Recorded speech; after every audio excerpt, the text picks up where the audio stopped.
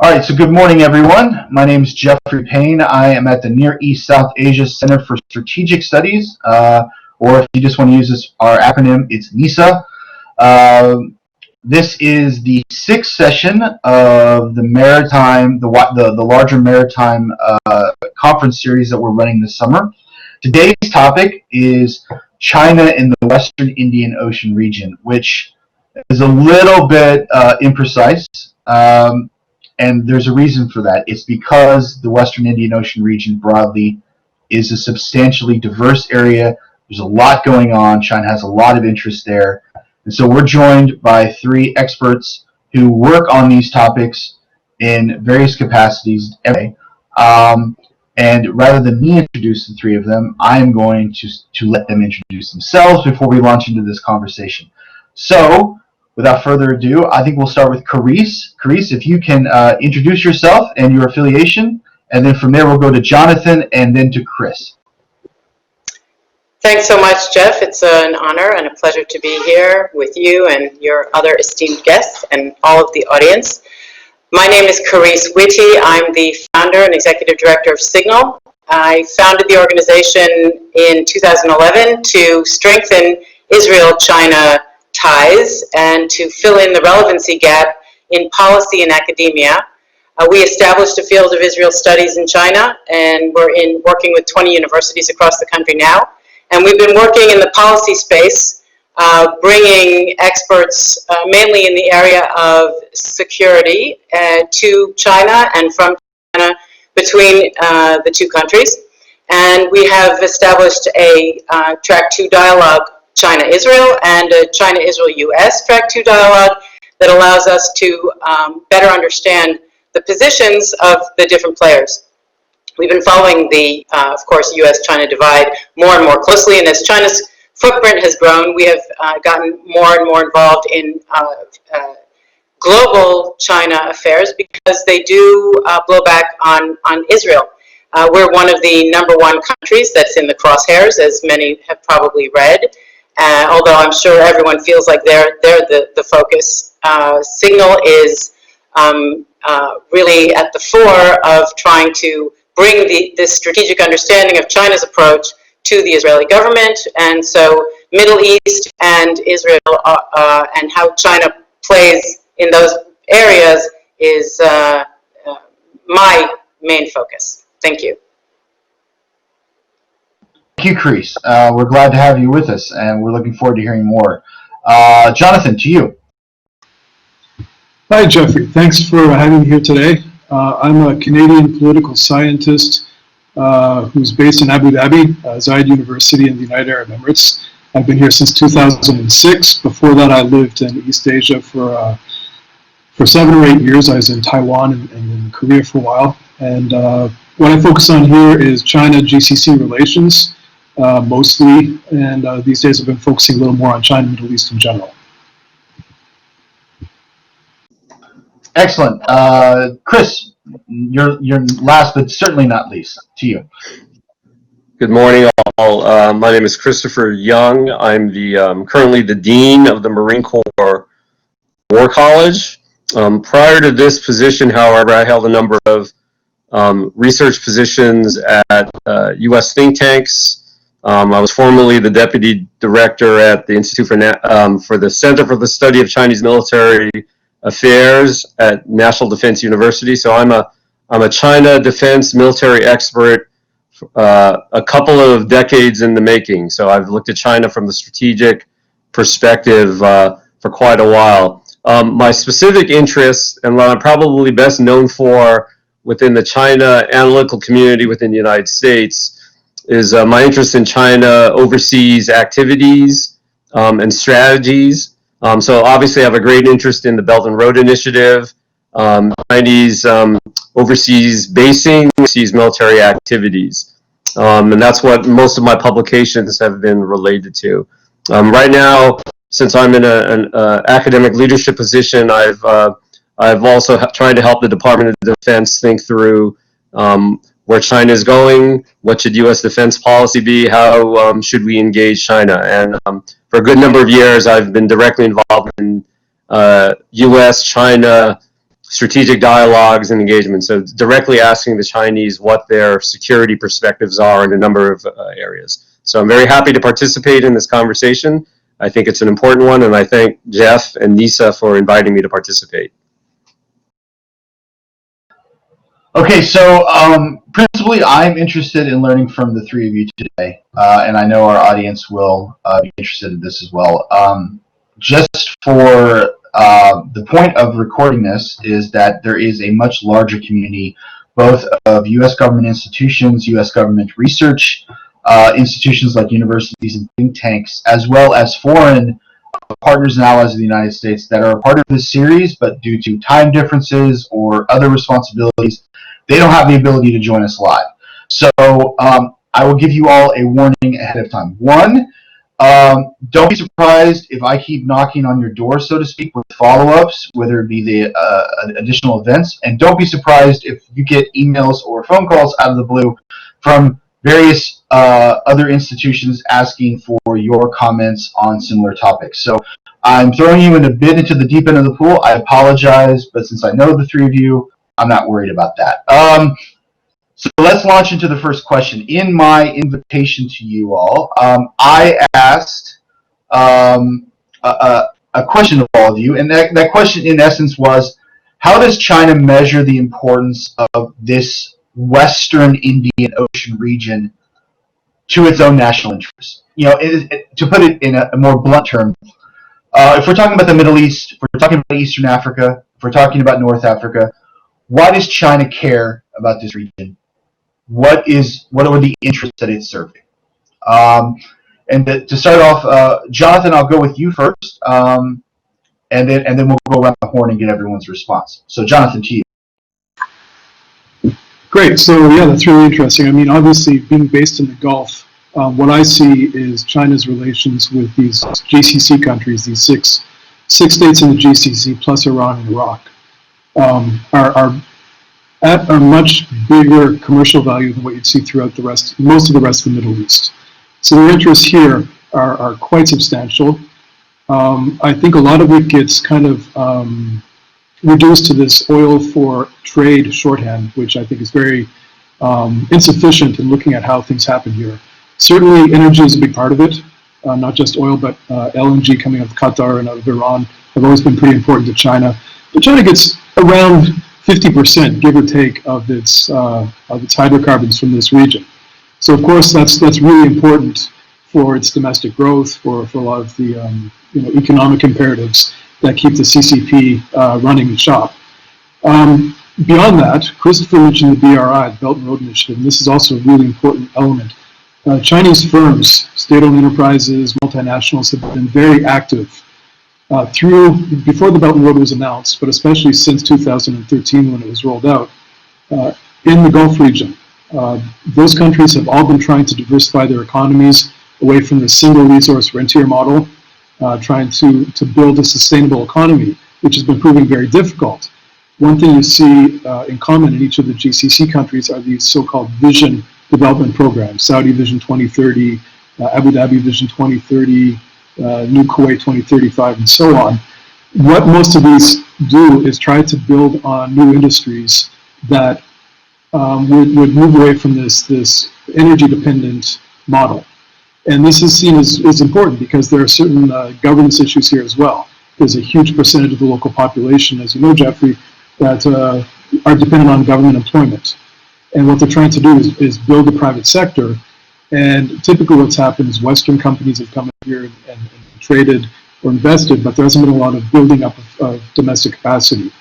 We've been trying to do that, and the Belt and Road provides a certain synergy. You know, you'll see, like with the Saudis, for example, trying to build this mega city in the Red Sea, NEOM. And a lot of what they want to do in terms of the digital Silk Road or just typical infrastructure projects with the BRI really fits in neatly with a lot of these projects. So if you look at Chinese contracting and FDI into the region, especially on the Arabian Peninsula, it's been very, very, very impressive for quite a while, but especially since 2013. So they have kind of this combination of course, there's the energy security element, there's the domestic economic imperative, and also there's the expansion of Chinese firms into this bigger role in a key strategic region. of course, you can't get to the Mediterranean and Africa without passing through the Middle East. And a lot of the Middle East is made up of unstable states. When they look at countries like the UAE or Saudi or Oman or Kuwait, they see countries that are a little more easy to do business with, a little less likely to get caught up in political tensions. So they're really putting a lot of their energies into this part of the region. Excellent. A good kickoff point. The GCC states have, obviously are loom large here, especially because of their economic footprint. So to follow up with Jonathan's comments, Carice, if you don't mind, I'll turn it to you to give your perspectives from both Israel's point of view, also from the viewpoint of the Red Sea and the Eastern Med, which Israel is a regional country of both. Okay, so first of all, I have to fully agree that economics play a huge role. But there are so many things, China has so many needs, and we know Belt and Road is partly due to overcapacity, and they have huge overcapacity of people who can work. So you have 1 million Chinese working throughout the region. That's important to the leadership of China. In general, business development, there are thousands of Chinese enterprises, as Jonathan referenced, in the Gulf. There is $93 billion of investment in the last few years, tripling within 3 years up to 2019, where you see Chinese foreign direct investment decreasing in most of the rest of the world. So definitely there's this economic aspect to it. In Israel, Israelis like to feel that that's why the Chinese are interested in this region. We have a number of high-profile infrastructure projects. However, the actual economic value to the Chinese is relatively low. We are not, much to our ignorance, and a very interesting economic venue for China versus the rest of the Middle East.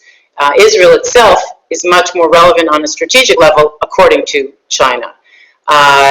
We are interesting for Beijing because we are, quote, part of the Western Bloc, and we are a regional power, and as China has a growing interest in playing a political role in the region, and that's what the Chinese say, they need Israel. They need to be friends with Israel.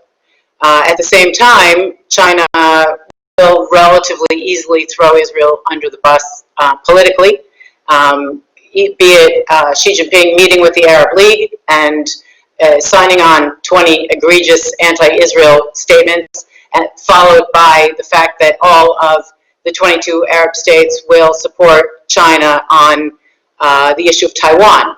So having those 56 Muslim states, the 22 Arab League states, as their part of their sort of general team when it comes to the United Nations is very important to China with this region as well. For Israel, there was a major noise about the Haifa port. I don't think that China got any specific added benefits out of taking the lead in that. Israel needed a strong player to provide a high-tech alternative to the non-commercial aspect of the port. We now had a desalinization plant competition between Hutchison and the Israeli company IDE, and Pompeo came here in May and was, made it clear that he wouldn't be happy if the Chinese won that contract, and in the end, the Israeli company did manage to get the tender. The point being that for China, these contracts are not so significant, except for the fact that they do give China training in an OECD country at a low cost. So this is another added value that Israel itself offers. We are seen as a place where regulations and like first world rules lead, and if China can prove that it does well, under budget, on time, and within all of the regulatory standards of Israel, it has a better chance of getting the real contracts, the serious contracts that are in Europe. As far as the transit point, there's been a lot of talk about Israel as an alternative to the Suez Canal, or backup to the Suez Canal, should there be, well, of course, as it is a choke point, and should there be anything that would limit transport there. I think a lot of what China does in the region and globally has to do with food security and ensuring that the goods are going to move from where China, from its origin point out and in.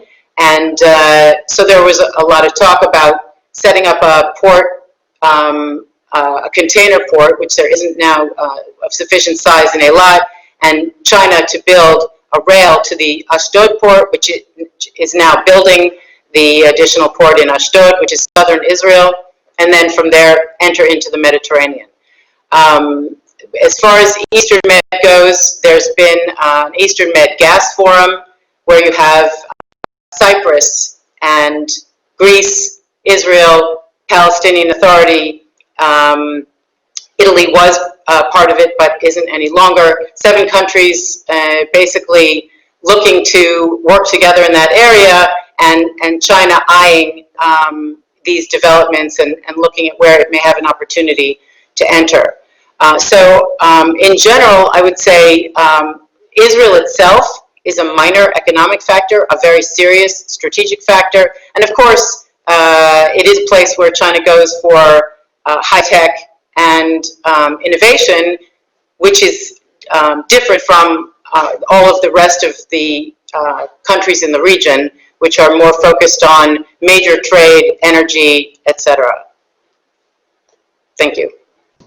Thank you. I think actually critical points talking about how Israel strategically straddles these key choke points and transitions between regions. It's of the Middle East, but it also is considered of Europe, or at least a gateway into Europe. So I think your comments accurately represent that. Christopher, to you for your comments to this first question. So to understand what China's interests are in this area, you need to, and I emphasize this when I talk with my students about this and to DoD officials. If you look at Chinese objectives, you can break them down into 5 broad objectives that we've seen have remained consistent over time. CCP, legitimacy and survival, national territoriality, protection of sovereignty issues, continued economic growth and modernization, some degree of global and regional stability in order to have an environment in which China can continue to grow and economically develop. And then finally, a 5th element, which is very apparent, at least from the American perspective, is competition with the United States in the long term. The important thing with all of these objectives is the way the Chinese approach this is they're all interconnected. So I absolutely agree with my colleagues, fellow presenters, about the importance of economics as being upfront in terms of Chinese interests in part of these in this region. But it's interesting how these are all interconnected. So the Chinese are interested in the Middle East because you get continued access to energy and other business interests in the area. So that's an important piece, falls along with their objectives. You create new markets through the Belt and Road Initiative. There's a possibility of setting new technological standards as you break into these new markets, and you insist on that if you're going to invest large amounts of capital in some of these areas, that some of these countries adhere to Chinese technological standards that allows the Chinese to compete directly with some of their Western competitors.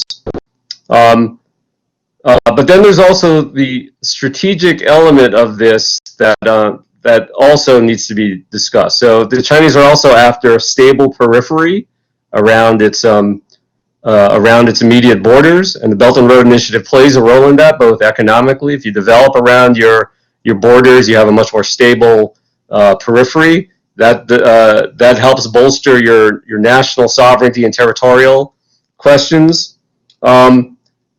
it also allows you to compete directly with the United States. And so some of China's actions in the Middle East, South Asia, the Indian Ocean, has to do with these direct objectives I've listed, which are somewhat defensive in nature. If you continually economically develop, you are able to defend your regime level. But in the long run, it also allows China to compete politically with the United States. And so a lot of these activities, develop markets, economically penetrate the Middle East, South Asia, are very much economically oriented and support China's objectives. But then there's a political security element to this too. So the Chinese are also feel threatened by foreign fighters or individuals who have left Western China and go into the Middle East or South Asia and get radicalized and return to China. So there's a security element in which China interacts with those of this region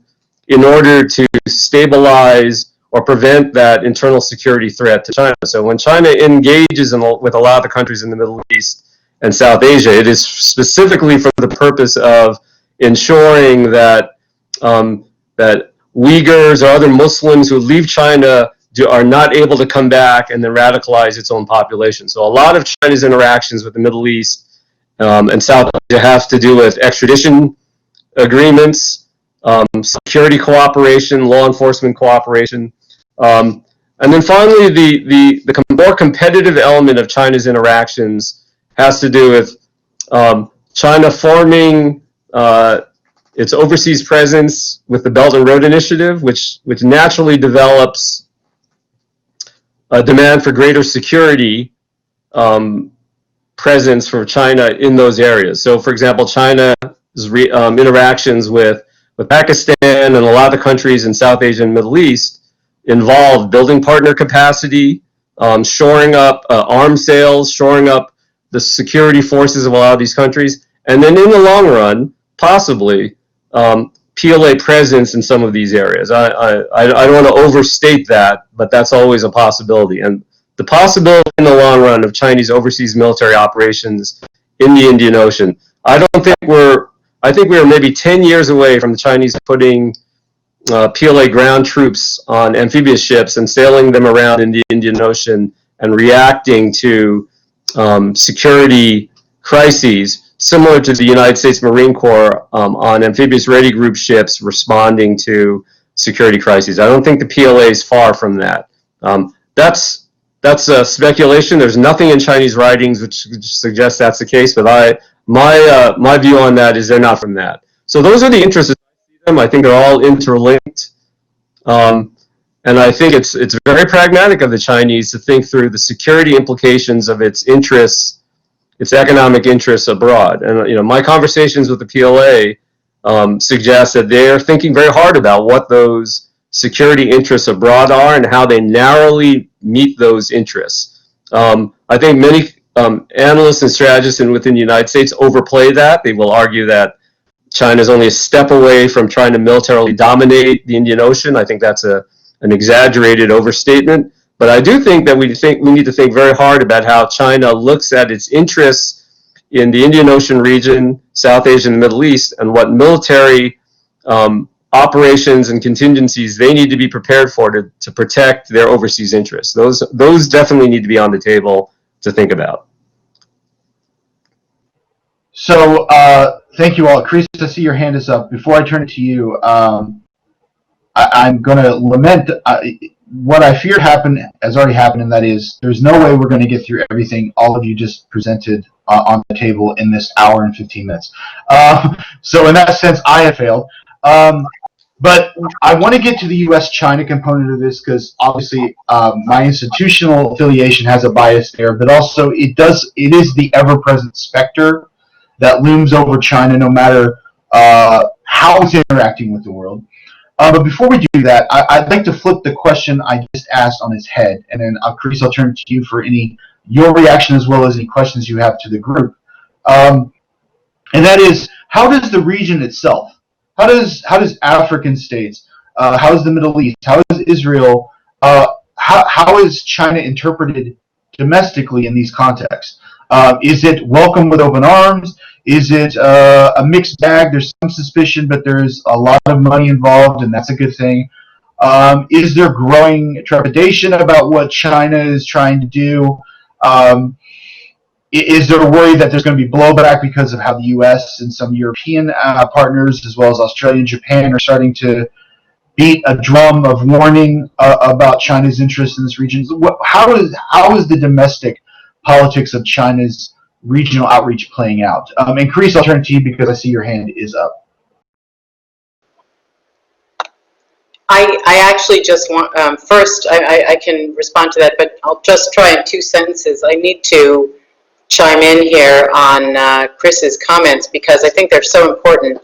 And I think, you know, it speaks to the need for the U.S., if you want to talk about the U.S. Role here, to get it right, as far as Chris saying, you know, that some people are overly concerned, but others may not be calculating the distance of China's presence, military presence. I think we need to remember what the Chinese are saying. I mean, in my conversations, in a lecture I gave, you know, a little bit before Corona to about 50 PLA officers on security for the Belt and Road, I was fascinated when in the break they came over to me, and you know, one of the things I said, I talked about everything non-military because I don't have a military background, and the fact that there is no military support of security for the Belt and Road projects, then they're going to need to do a whole lot of other things. And they came to me in the break and said, you know, we really do need to have our military out there. We need to have more bases. We're not allowed to talk about that. But so clearly the energy in the room was all about strengthening the PLA to be able to have that presence. How long it will take, I can't say, but the interest and the recognition of the role the military is going to need to play is very much there. At the Beijing Xiangshan Forum in September, one of the Chinese generals almost was chiding the UN representative on the stage in the plenum, saying that China was very disappointed that only 2,000 of the 9,000 troops that China committed to peacekeeping were actually being deployed. They want experience, you know. Unlike Israel, they don't have live field experience, and they greatly feel that, and they're itching for it. And that, I think, speaks to Chris's concern about the timeline. And when we look at the fact that China, the concern about the Uyghurs is so real, they have special forces in Tartus. They have 11 checkpoints in Tajikistan to stop Uyghurs from getting through. They have a base in Badakhshan that they never are willing to talk about. And I think that we in Israel are quite concerned about what's developing in Syria, what's developing in Lebanon, because having the Chinese there is going to complicate things even further. We have a very good line of communication between our Prime Minister and Putin. We don't have that kind of dialogue with China, and should they be very present, and their presence is growing in all kinds of ways in both of those countries on our borders, this is a serious concern for us. If I just jump in on the perspective of Israel on China, I can tell you that in 2017, we conducted a survey of the Israeli population on the views of China and the Belt and Road Initiative, which was funded by China's Ministry of Education, actually, and found a huge positive interest and openness and welcoming of China. Since the backlash of Belt and Road stories has grown in the last 2 years, and then with the coronavirus, the view in Israel has taken a nosedive. At the same time, the government is very anxious to maintain good relations with China, good economic relations with China, in a way that does not contradict the interests of the U.S. And this, as I said earlier, has been a tough bunch of raindrops to walk through. Thanks. Thank you, Chris. A lot there to add on, but useful information, especially the transformation. The last thing you said about the Belt and Road Initiative perspectives from the Israeli public. That's key. Jonathan, if you don't mind, I'll move to you for any comments you have about how, say, the GCC states interpret China's outcome. Sure, there's a lot of strands here, but I'll just try to focus on that to start. So it basically happens at two levels. You've got the elite level, in which most decisions are made here, obviously, and at the public level, where there's very little knowledge about China and very little interest and very little experience. So what you see in the GCC is that a lot of these countries have been signing partnership agreements with China. And again, just bring back both of my colleagues have brought up, you can't really divorce from the relationship with the U.S. The U.S. has alliances or security partnerships with the Gulf. China doesn't do alliances, and it generally keeps security at a pretty minimal level. This isn't necessarily about capacity, it's mostly about not wanting to disrupt pretty delicate balance in a very delicate ecosystem. You know, if they did start building bases or try to build dual-purpose ports in the region, it would definitely set off some negative responses in Washington. It would antagonize local actors whose relationships with the U.S. would be jeopardized. So it does keep security kind of at a lower level, but I don't think that's because they can't or they don't see it as important. I just think it's kind of a strategic choice making for now. So the local leaders see China as a very useful hedge. They see it as a force of gravity, you know, that through the BRI, they've articulated better than any other Asian country where they see the Middle East fitting into their long strategic goals. So they see it as a very useful economic partner. They like that it doesn't come with any of the values-based, I guess the antagonistic values-based expectations that the relationships with Western countries has. That's not to say it's values neutral. Of course, there are values that come through this. It's just that it's more of a authoritarian driven set of values that's very consistent between China and Gulf countries and many other Middle Eastern countries. So when you see things like focusing on economic relations without talking about human rights, democracy, free media, elections, they're singing to the choir here, and they're happy that they can have that kind of great power relationship without having these other, what they see as secondary issues kind of clouding what is largely an interest-based relationship. Now, I think the U.S. also has an interest-based relationship over here, but you know, the narrative in the U.S. also always has to bring in values, which is always kind of problematic over here. You could see after Jamal Khashoggi was murdered, you know, MBS didn't go back to a Western country. He had just been in the U.S. a few months prior, but he did go to Pakistan, India, and China, and nobody talked about this stuff. They greeted him as a future king. They gave him the respect that they felt he was accorded, and he made a statement about China and Xinjiang, which again, it's an important point, saying China has every right to deal with its domestic political pressures in any way it sees fit. So you see how this kind of fits together with this, you know, you don't bring up issues about our domestic pressures, and we will respect yours as well. I think that might be hard to maintain in the long run, but for now, because everything here is at an elite level, because the press doesn't report on this stuff, because it's mostly state-owned, you know, there's a lot of complementarity between what the elites in the Gulf want and what the PRC wants or the CCP wants. Now, in terms of what people at the public level think, not much. I mean, I talk to my students all the time. I'm the China guy, and I'll say, hey, we have the Confucius Institute. Why aren't you studying Chinese? It's useful. They're like, it's so weird. We want to study Korean. It's fun. We like, you know, K-pop. They know nothing about China. Really, nothing. I'll say name an Indian person, name an American, a Brit, whatever, Korean, and they can do it. I say name a Chinese person, and they're stuck. They don't know anything about it. But what they do know is it's the biggest power, economic power in the Middle East. It's the biggest military power in the Middle East. It's the biggest everything in the Middle East. Even though this is wildly inaccurate, it's what they've come to believe. So there's a lot of room for what people at the popular level have to learn about it. Again, China's very for it. They've had, you know, generations of experience with the UK and the US and India, but Eastern Asia is still quite distant. Culturally, it's very, it's far away. It's foreign.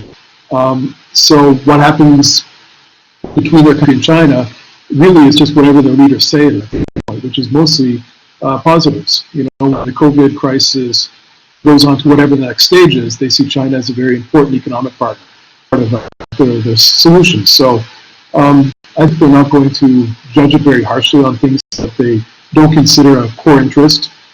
And I think they see it, again, as a useful hedge against what is often seen as a fickle West that, you know, when the 2008 crisis happened, they said, hey, we need your money. And then when the Arab Spring happened, they said, hey, we need you to abandon your leaders.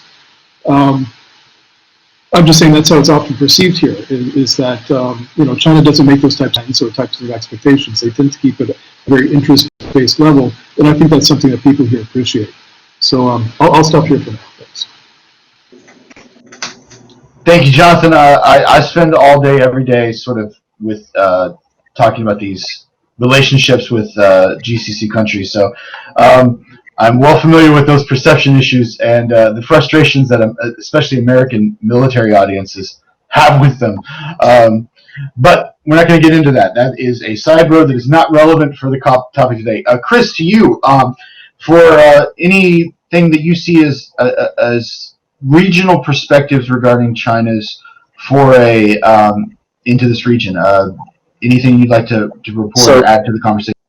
So since that's not my specialty, I think it would be presumptuous of me to sort of, since I don't really make frequent visits to the region, to ask how the Indians or Pakistanis view China. I think I wouldn't be it's not my place to do that. However, let me just comment a little bit about sort of the American view of China in that region and how I think it's hardening from our perspective. So just a couple of anecdotal or data points to point out. So first of all, popular views of China. So I'm going to echo Jonathan's approach to this, which is elite and public views of China are definitely hardening. So from the U.S. population point of view, you're seeing at a minimum decreased interest in the country, and so that's measured by the drop in the number of American college students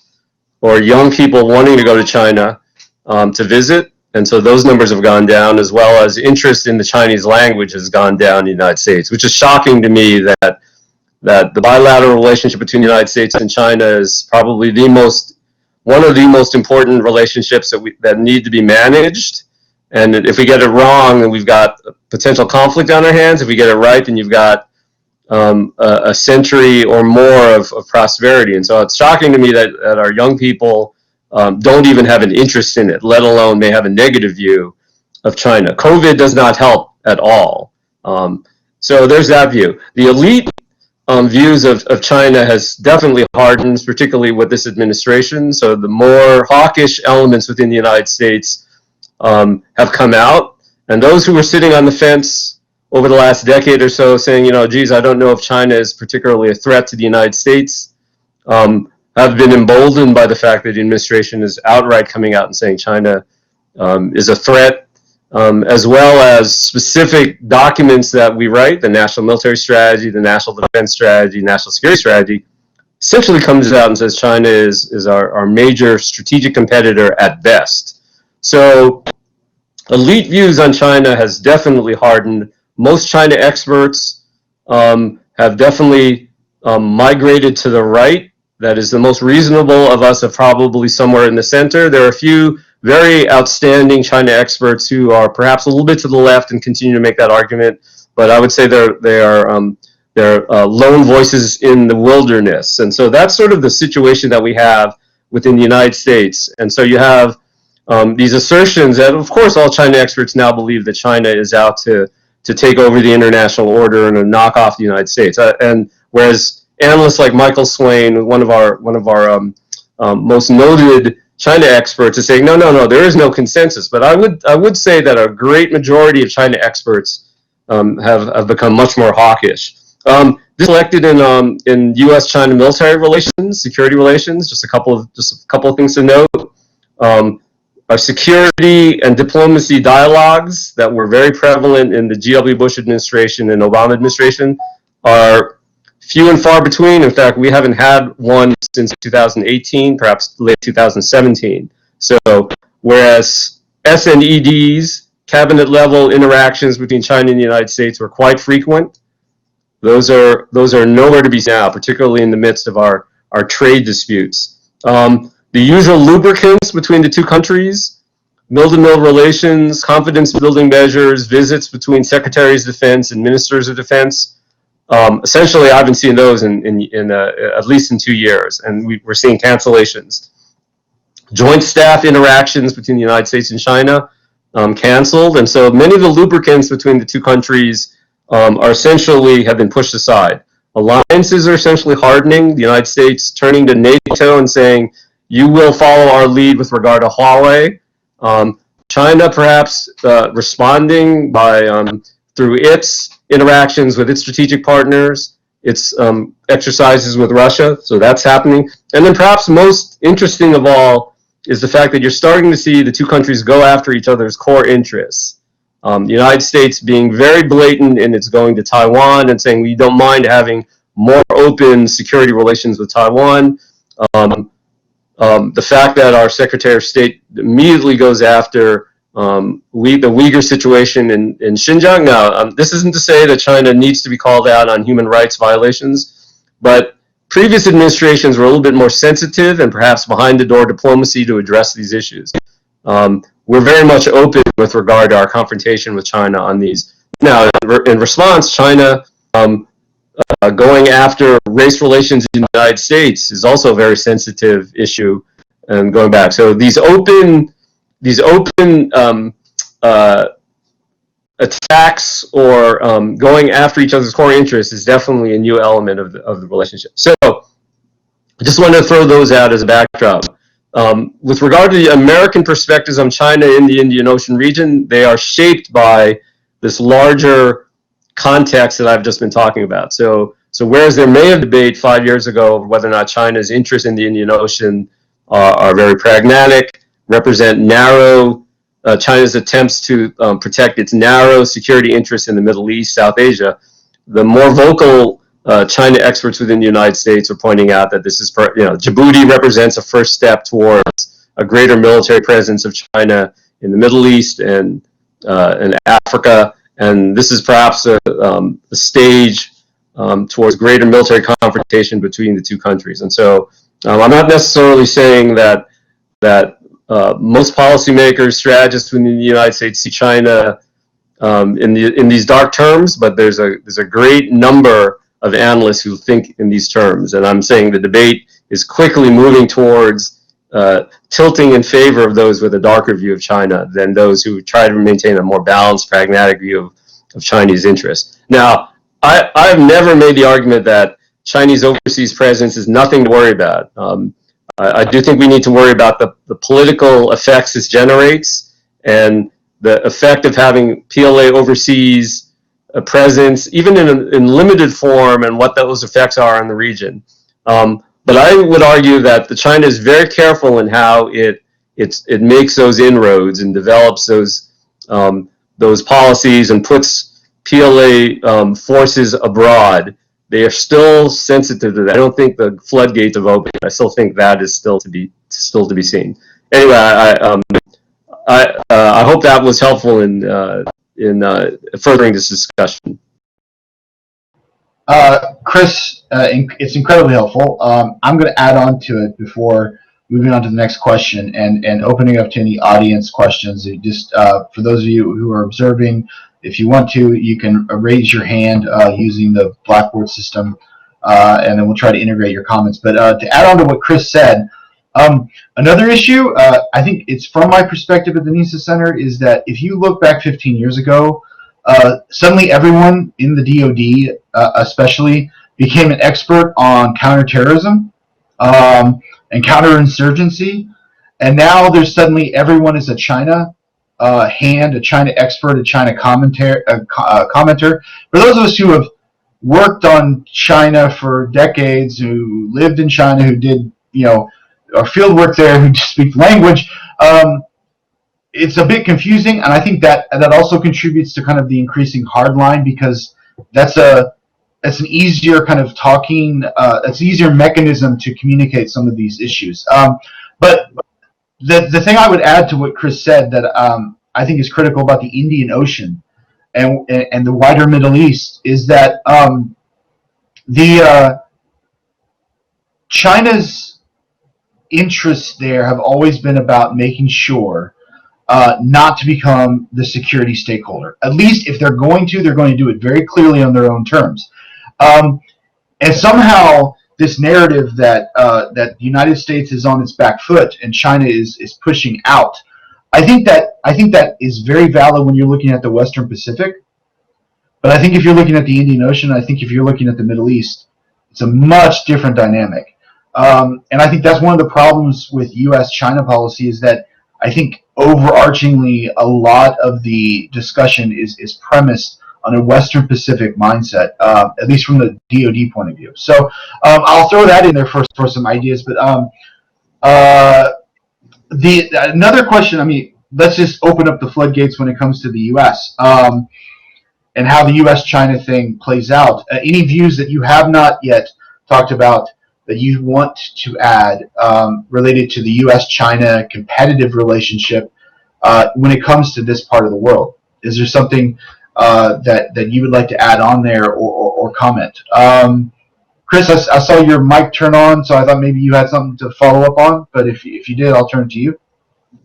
No, I'll let my colleagues have a word in edgewise. I do have a couple things, but I'll hold back. You've heard me blather on for the last 5 minutes, so I'll back off for now.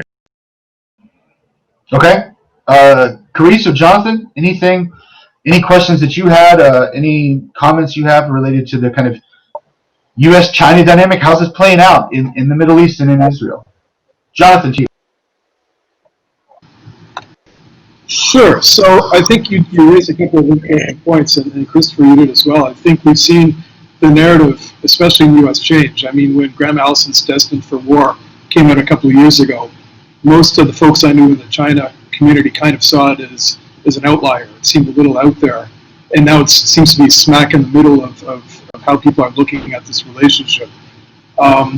And you're right, I'm seeing a lot of China specialists that have just popped up.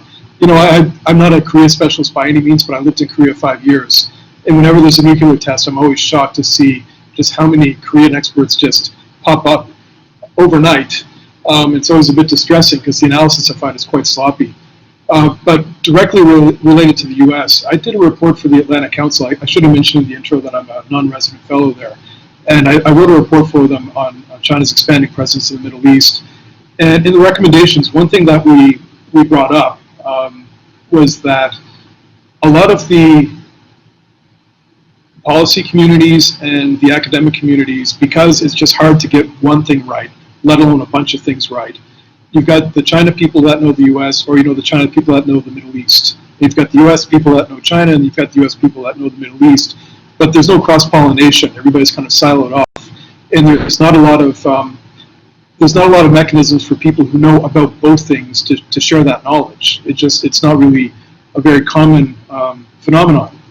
And so I think dialogue where folks from the Middle East, folks from China, folks from the U.S. got together and talked about each other's interests in the region.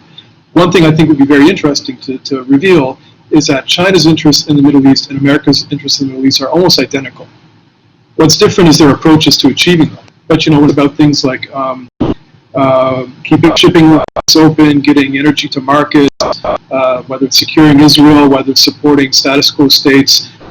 They have their interests line up remarkably well. Again, they have different approaches to achieving this, but I think, and again, this maybe is naive, but a chance to actually get together, talk about this, would actually probably go a long way to reducing some of these tensions. Now, I realize, of course, with the current dynamics on both sides, that's very unlikely, and I also realize that in the past year, this is really intensified, not just politically, but in terms of tech. Luis, you mentioned about Haifa, and this brings in a whole lot of other things with Huawei and with this digital Silk Road that's shaping a lot of what China's doing in the Gulf countries, and which bumps up against U.S. security interests. I think it's interesting when Pompeo went to Israel and said, you've got to make a choice. You can either work with China on this stuff or us, but you can't have both. The State Department sent that same message to all of the partners and allies in the region. At the same time this was happening, Emirati firms were working very closely with China on COVID tracking, tracing, testing, and now working on a vaccine, which also brings the UAE and Israel together. So it seems that the U.S. is kind of forced or adding a lot of its regional allies and partners. And I think a lot of those partners and allies aren't really interested in that dynamic. I think they'd like to try to find a way to bring the U.S. and China into less confrontational relationship in the Middle East, because they don't want to become a theater of great power competition again. So I'll stop there. Thanks. Jonathan, thank you. I'll have many comments in follow-up to you, so I'll just email him. But Chris, I saw that you turned your mic on, so I know you would like to make some comments. So the floor is yours. Okay, so there's a few things here, a few dynamics that I think I need to raise. One, I think it's really important to realize that while in the U.S. you have a strong China expertise, China expert community that Chris referred to, you don't have that in the Middle East. Israel has very few China experts, and my guess is that across the countries of the Middle East, there are even fewer. So how do you deal with China when you don't understand anything about the country? You have no Chinese speakers or very few, and the top people are in business, not in necessarily working in the government or in any capacity that is dealing on a policy level. So that's something that Israel suffers from, needs to be amended. Another thing I want to quickly mention is perception. You started to talk about it, Jeff, and maybe one of the others. The perception that the U.S. is moving out of the Middle East is, perception is 99% of the law, and people believe it, and it becomes true. And then because they act on it. So I think it's very critical for the U.S. to know what it's doing, say what it's doing, at least to its allies, so that we have a clear picture of what the different players here in the region can count on, and how we could work together with the U.S. Because at the end of the day, certainly Israel, the Chinese say, well, are you going to choose? Well, we don't. That's not. It's not a choice. We have a side. Israel is absolutely, without a doubt, on the side of the U.S. We just don't want to be pushed to the wall, so that fact interferes with our international relations. And so I have to second Jonathan's comment about dialogue. That's why we started this China-U.S.-Israel dialogue, which I think it's kind of amusing, but a Chinese party official recommended that Signal do some kind of, maybe Israel and Signal, because we're small and it's quiet, and we could have a China, when Trump was elected, he foresaw that there might be difficulties between China and the U.S., and so maybe Israel could provide some kind of a platform. I think dialogue is very necessary among the regional players. We need to sort of get on the same page, share knowledge and experience, and maybe understand how we can support each other. Everybody knows that there's a lot more communication, as you mentioned, Jonathan. There's the COVID vaccine between UAE and Israel cooperating. There's so much going on by Israelis in the Gulf, and I think we're ripe for some kind of unofficial track 2 dialogue on China, both to support the capacity gap and also to strengthen our general understanding. I also think it's very important that there be a national security dialogue between the U.S. and certainly Israel and maybe some of the other countries with China experts in the room. So if we could get on the same page, what are all of U.S. expectations at national security level? So due to pressure from the U.S., Israel finally established a investment review committee. But how strong it will be, how much teeth it will have, what it's actually going to cover, and I think a national security dialogue, but it won't help unless you have Israeli China experts and American China experts as part of that discussion, because, as was mentioned here, China does things in such a different way. America's got, you know, either you've got the white hat on or the black hat on, and as all of you know, China's all about the gray. So unless we can inject some gray thinking into these discussions, it's sort of, we're always talking past each other. And I think that I'll end with that. A lot there. Chris, you delayed, so I'll turn it to you for your comments originally. So I absolutely echo what my two co-presenters have said, the importance of dialogue, the importance of continued engagement. Jonathan's point about there are overlapping interests between the United States and China in the region that we should identify and work with. I want to provide a little bit more context on why the difficulty in the environment has come about in the United States in the first place. So within the country for the last 2 decades, a raging debate between two types of China experts. The cartoonish view categorizes dragon slayers and panda huggers, which you may know, and those great debates. And let me sort of push those two cartoons aside and just say those who argue for continued engagement and dialogue with China, and those who argue that China needs to be seen with suspicion and with a clear eye. I don't want to misrepresent those in the United States who look at China through the lens of strategy and deterrence. So there's been this great debate. I think what's emerged over the last few years is the idea that following Tiananmen, the Tiananmen Square incident, both countries took a step back. The Chinese view of the United States was that this is a country that we know is never going to be one of our close friends. They look at us with suspicion. They do not believe that an authoritarian state can be trusted. And therefore, we are going to need to look at the United States in very calculating strategic terms. The same evaluation took place in the United States. China is an authoritarian state that was willing to kill a number of its own people. Therefore, we can't completely treat China as a friend like we would Japan, even though we are using China to counterbalance the Soviet Union. So you've had two communities developing over the last 2 decades, and the United States calculation was over time, if we open up to China, then China will ultimately transform, and then this is a problem we won't need to worry about in 2 decades or so. The Chinese calculation was we'll buy for time, we will continue to integrate with the international community, continue to develop economically, develop our military capability, and somewhere down the road, China will be able to stand up on its own. Well, what we have found, at least over the last 2 or 3 years, is that the Chinese calculation was the correct calculation. The U.S. calculation was a miscalculation. That is, the Chinese Communist Party was very good at preventing itself from being transformed. What has happened is that the United States is feeling, the political elites within the United States have felt that they made a bad calculation, and they're upset about it, and they're reacting very strongly and blaming a lot of our China expertise who has largely made the argument that we need to be somewhat balanced in our view. And so therefore you have this context that is affecting the way we look at China.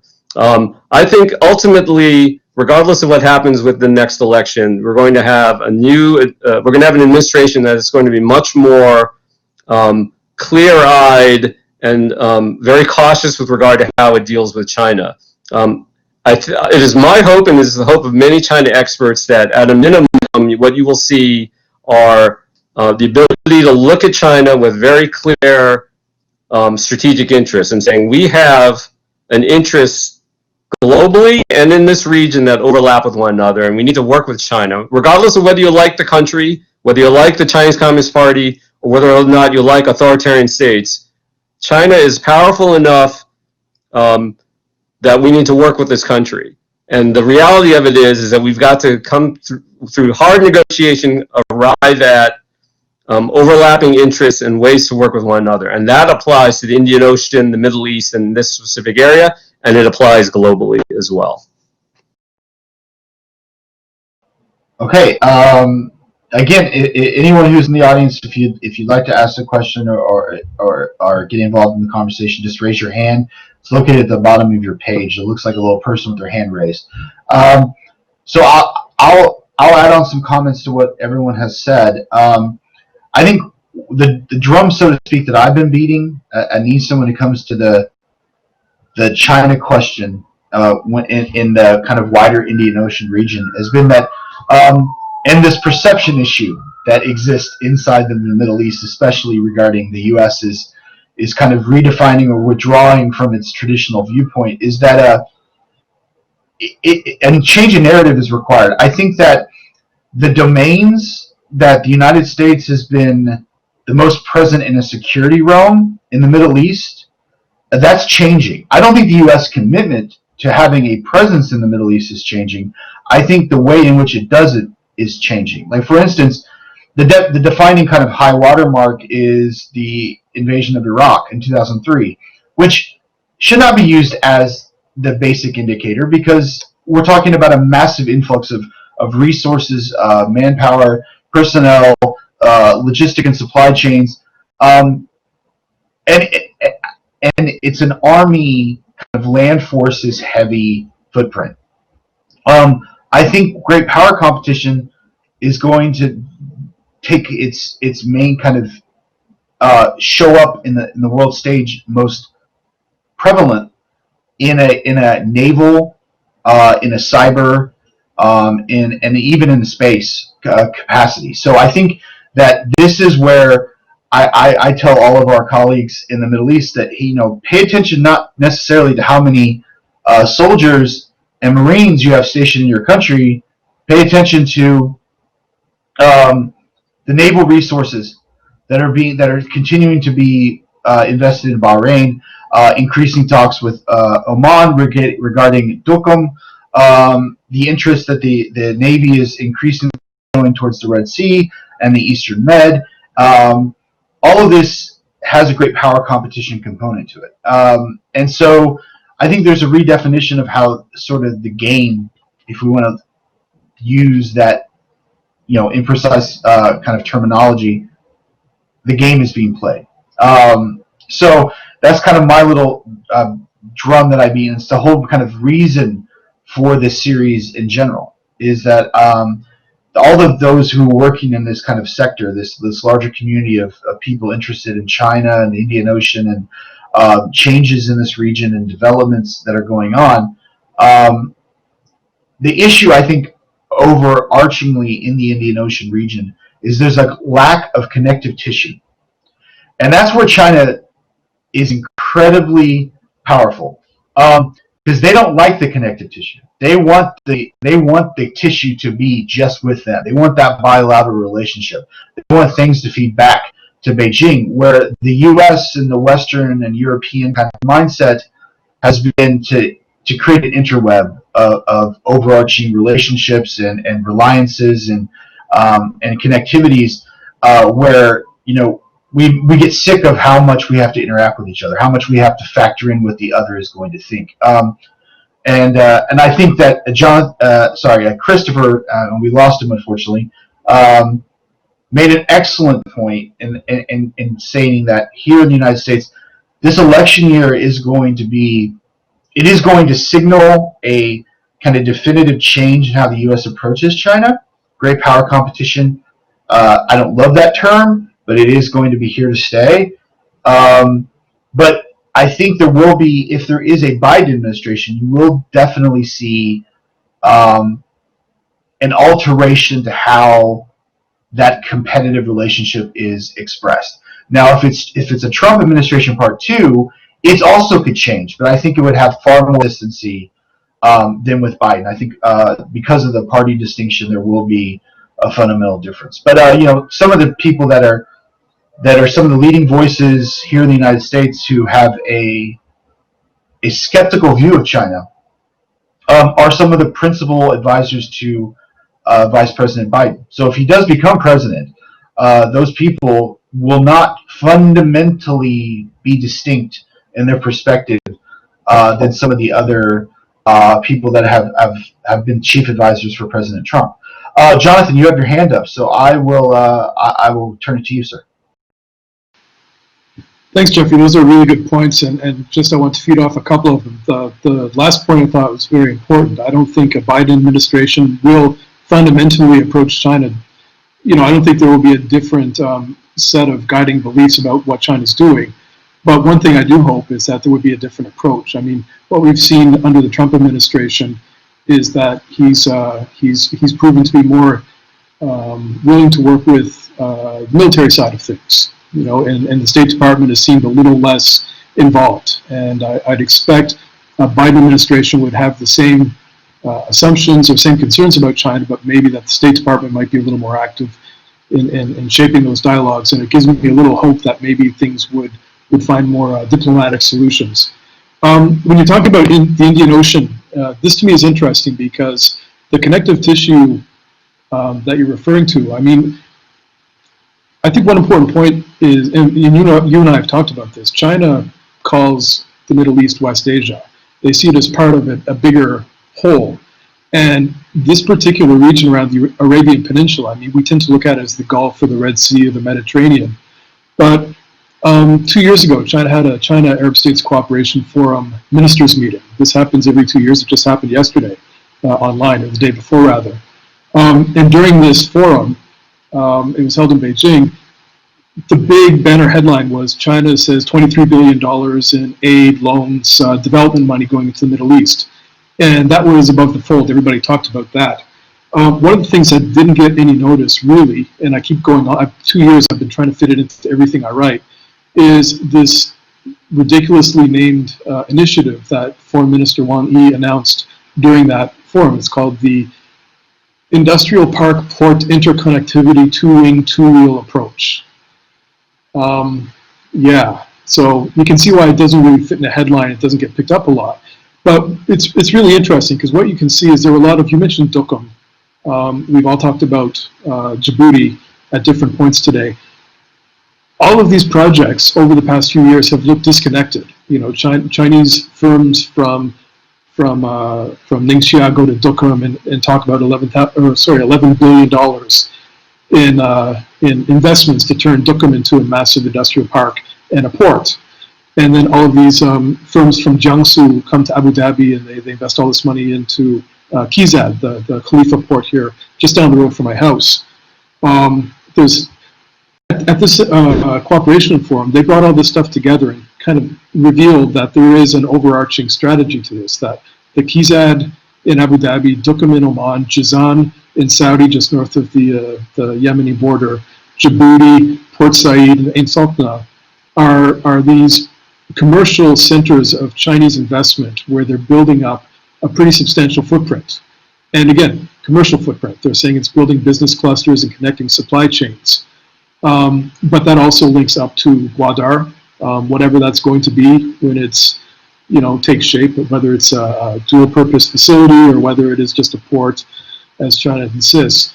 But when you look at it on a map, this is a horseshoe that goes from the Gulf to the Arabian Sea, to the Red Sea, to the Mediterranean. And this, I think, really does build up a connectivity of Chinese interests around those really important regions that bring it right from the Gulf to the Mediterranean. And you can see how, at this point, keep it commercial. But if the competition between U.S. and China starts to manifest itself in more conflictual ways, maybe there would be inquiries quietly to say, look, can we put something else in some of these spots, or can we use it as a naval port of call or something? So there could be this perception again that you talked about. It is a perception. It's not a reality of the U.S. disengaging, but Gulf leaders hear this, Middle Eastern leaders hear it and think, you're always talking about leaving us. We have to take that seriously. And while American leaders talk about this on both sides of the aisle, China's saying, hey, we're coming with $11 billion to build a port.